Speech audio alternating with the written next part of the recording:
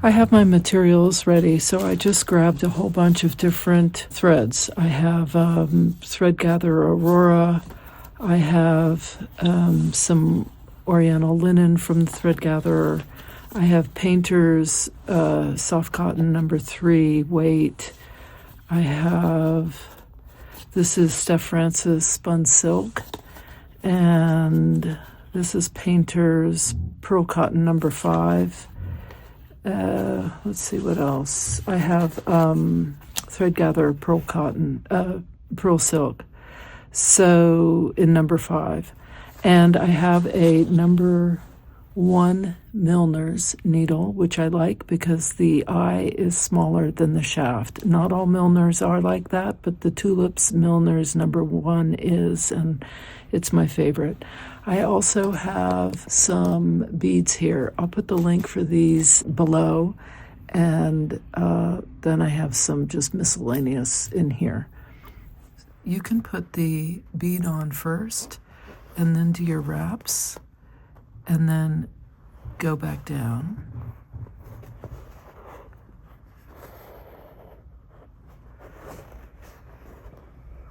Now another way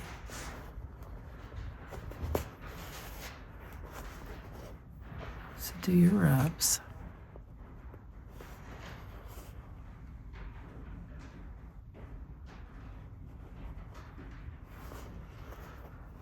Do some more wraps.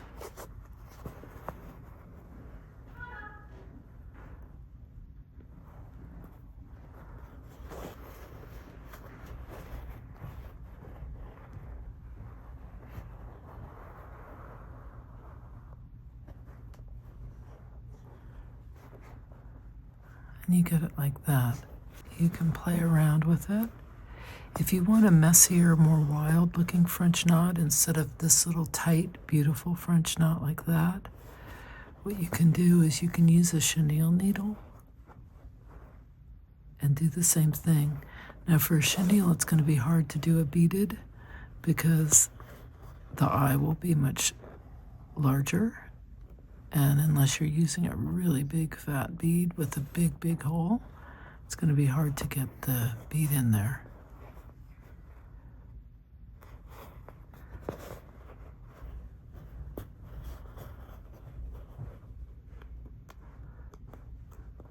Another way to make it just kind of a more wild looking French knot is just not to tighten it, you know, just to sort of let it go. And you get something more like that.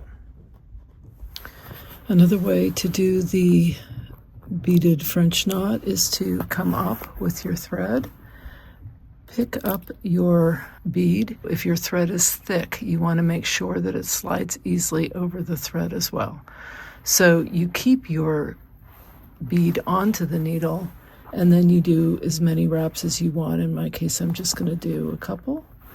And then you pull that through.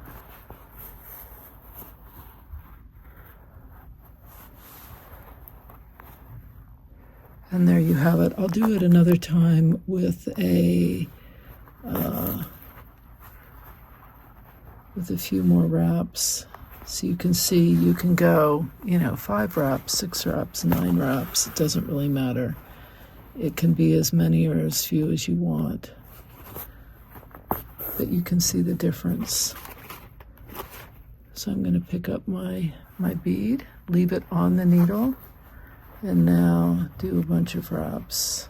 1, 2, 3, 4, 5, 6, 7, 9. And now I can go down near where I came out.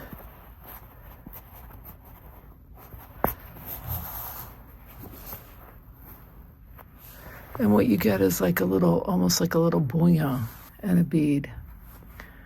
So those are the different ways of doing a beaded French knot. I'm just going to do a couple more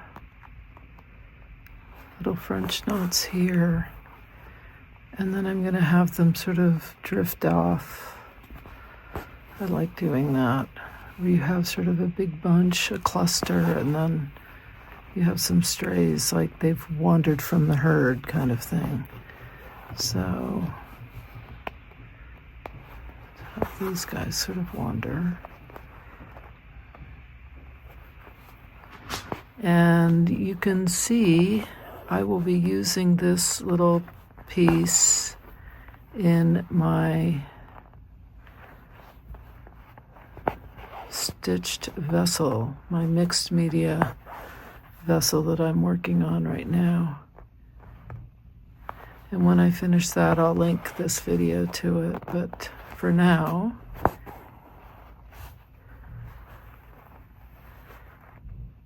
you'll just see this. Okay, so there we go.